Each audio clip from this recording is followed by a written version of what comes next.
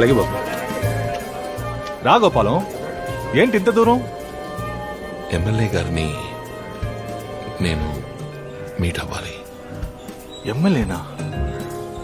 అది ఆయన అస్సలే. ఏంటి గోపాలం, ఏదైనా అర్జెంట్ పనా?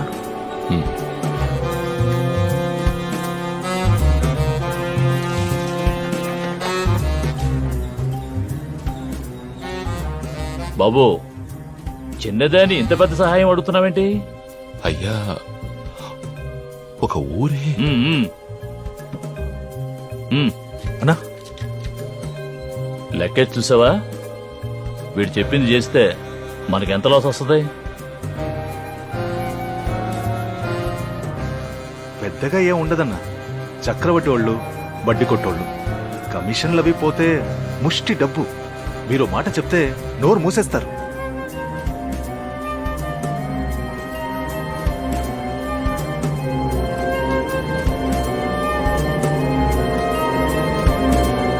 రామకృష్ణ, నిన్నటి సమస్య గోపాలకృష్ణ వచ్చాడు. దీన్ని ఇంతటితో ఆపేయి. మాటిచ్చేశానయ్యా. ఏంటి మురకెక్కిందా? మీ దోలికి రానని చెప్పాడు. అయ్యా, థ్యాంక్స్. ఏయ్, ఏంటి? ఏంటయ్యా? ఏంటి వచ్చి పని కానిచ్చుకుని వెళ్ళిపోతున్నావు? అర్థం కాలేదయ్యా. ఏమిటి అర్థం కాలేదా? నువ్వు అడిగింది నేను చేసి పెట్టాను. నాకు నువ్వేం చేసి పెడతావు? కాదయ్యా, ప్రజల కోసం మీరు. వారిని నియోజకవర్గం అంతా నువ్వు తెలిస్తే నీకు సాయం చేశాను. నాకు నువ్వేం చేస్తావో క్లియర్ గా చెప్పాడు.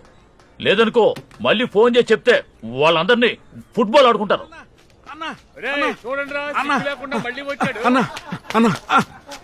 గురువా, మీరేంటి ఇంత దూరం వచ్చారు? ఆ గాయాలు కూడా ఇంకా నయం కాలేదు. అన్నా, తమ్ముడిని నేనే తీసుకొచ్చానన్నా. ఓ, తోడు దొంగలా? ఇప్పుడు నాకేం సాయం చేస్తారో చెప్పండి, లేదంటే మిమ్మల్ని. అన్నా, తమ్ముడు మామూలుడు కాదన్నా. వీడి వెనకో సైన్యమే ఉంది. చాకు లాంటి కుర్రోళ్ళు నిప్పులో పనిచేస్తారు. మీరు సరే అన్నారంటే తమ్ముడు ఒక 500 మందితో పార్టీలో జాయిన్ అవడానికి రెడీగా ఉన్నాడు. అన్నా,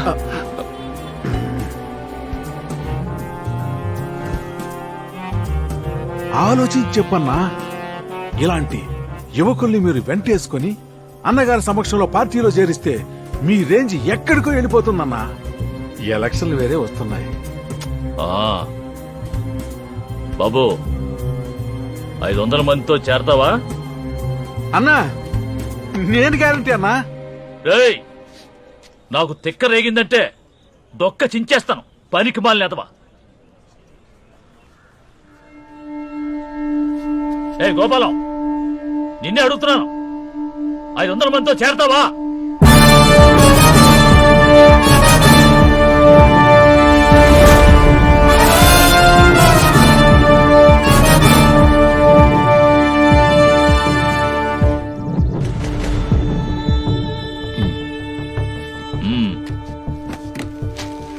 సరే అయితే, సాయానికి సాయం సరిపోయింది.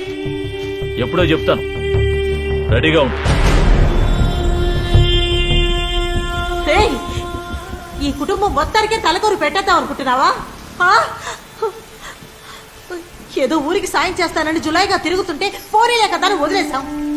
ఇప్పుడు రాజకీయాల్లోకి వెళ్తానంటున్నావు? రే, అది శ్మశానం రా. లోపలికి వెళ్ళిన వాడు శవంగానే బయటికి తిరిగి వస్తాడు. ఎందుకైనా నేను మీ నాన్న బోల్డ్ అన్ని కలలు కానీ నిన్ను ఇంత పెద్ద చదువు చదివించావు. దుర్మార్గుడా.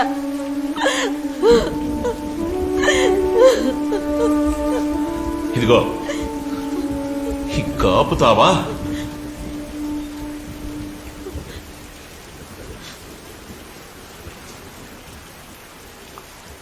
ఇప్పుడు ఊరే సంతోషంగా ఉంది. దీనికోసం నేను ఎంత కాళ్ళు పట్టుకున్నానో తెలుసామా? కానీ ఆ ఎమ్మెల్యే ఇదిగో ఇలా చిటిక వేసేలోగా మనందరి జీవితాలు మార్చి పారేశాడు. వాడు మాత్రమేనా, మన మన రాజా లేడు, ఒక సాధారణ కార్యకర్త. వాడు చిటికిన వేరుతో చేయగలిగేది మేము జీవితంతో పోరాడినా అప్పట్లా.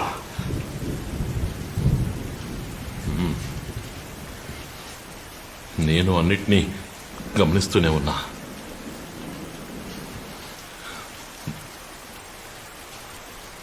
ఆలోచించా, బాగా ఆలోచించా.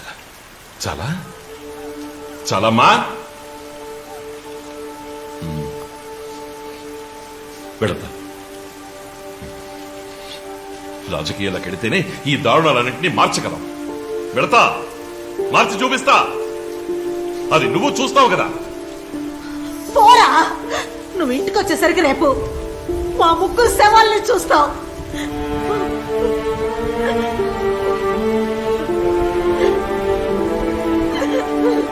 అత్తయ్య, ఇక చాలా ఆపుతారా? నేను ఇందాకటి నుంచి చూస్తున్నాను. ఆయన ఇబ్బంది పెట్టకండి. ఆయన మనసుకి ఏది కరెక్ట్ అనిపిస్తుందో ఆ పని చేయనివ్వండి. ఒసేయ్, నీకు తగులుకుందా వాడి పిచ్చి? అమ్మా, ఇప్పుడు లోపలికి వెళ్తారా లేదా?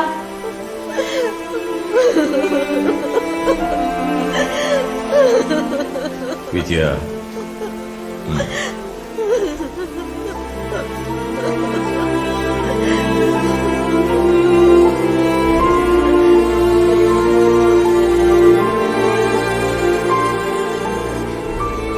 వాడు ఏం చేసినా కరెక్ట్ గానే ఉంటుంది. ఏమే ఈ దేశం బాగుండాలని పోరాటం తప్ప?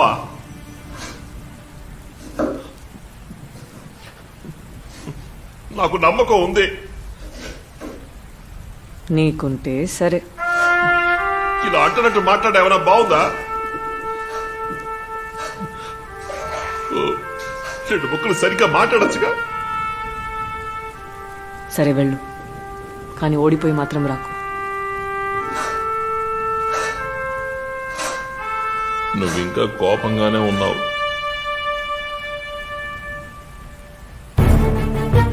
గోపాల, పోరా నాన్న. నువ్వు దిగితే అది ఎలాంటి మురికైనా శుభ్రమవుతుంది.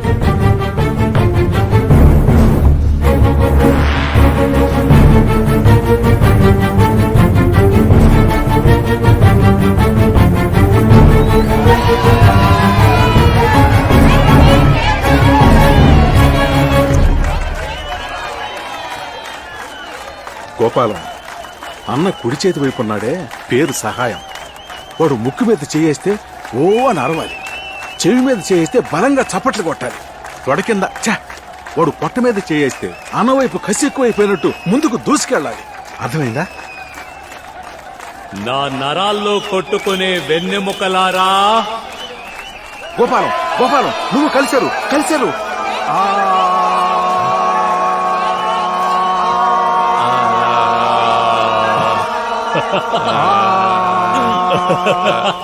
ఎన్నా వెన్నెముక నరాల్లో కొట్టుకుంటుందా?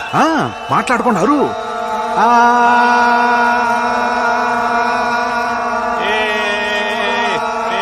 నా జన్మదిన సందర్భంగా కోట్ల సంఖ్యలో విచ్చేసిన కార్యకర్త మహాజనులారా,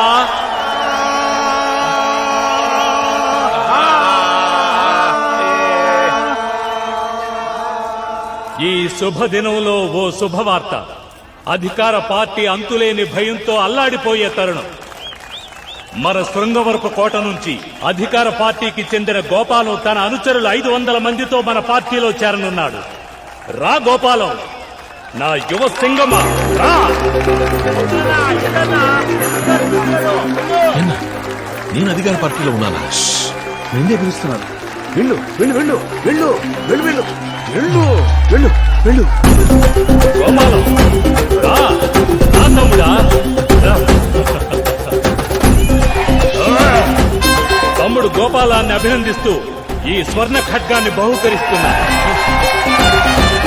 నీవింకా అధికార పార్టీ పాచికలకు మంత్రముగ్ధులైన ఇటువంటి యువకులను మన పార్టీలోకి తీసుకొచ్చి చేర్చాలి. చేరుస్తావా? చేస్తావా? చేస్తావా? రేయ్,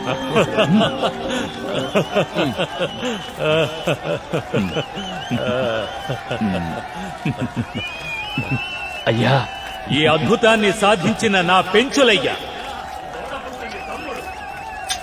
ఇలా ఇవ్వు, ఇదొట్టి సోకే పాపా.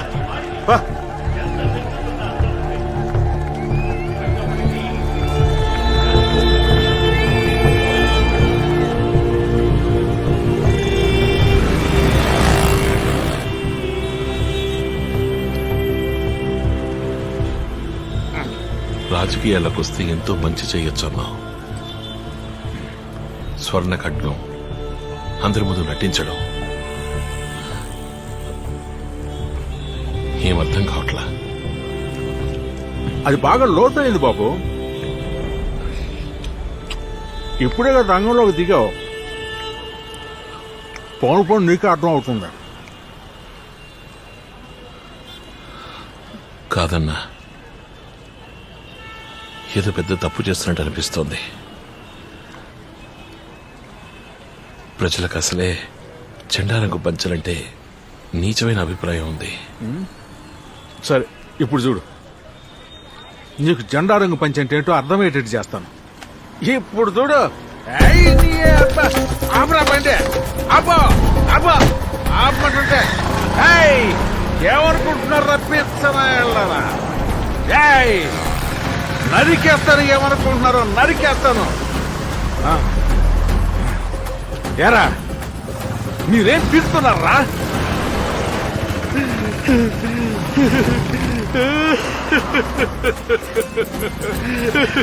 ఇక్కడ ఒక తెలుగు తల్లి మాతృమూర్తి అరగంట చేపటి నుంచి రోడ్డు క్రాస్ చేయలేక ఇక్కడ ఎందుకు రేయ్, మీరంతా దిష్టి బొమ్మల దిక్కులు చూస్తూ ఉంటున్నారా?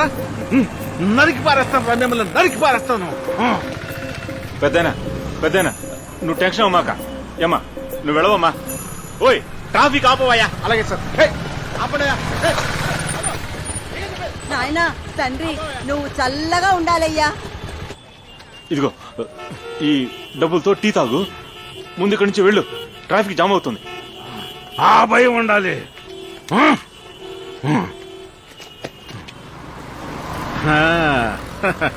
ఇదే మామూలు ఇలా మాట్లాడితే ఊరికే వదిలేస్తారా?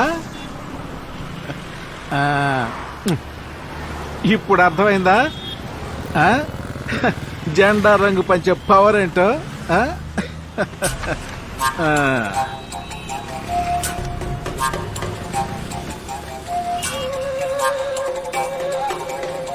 చాలా బాగా అర్థమైంది.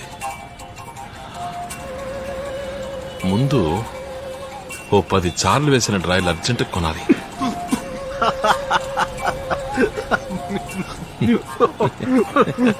నువ్వు తమాషగా మాట్లాడుతున్నావు. ముందు తిరు, మళ్ళీ వెళ్ళి అడిగితే ఎవరో.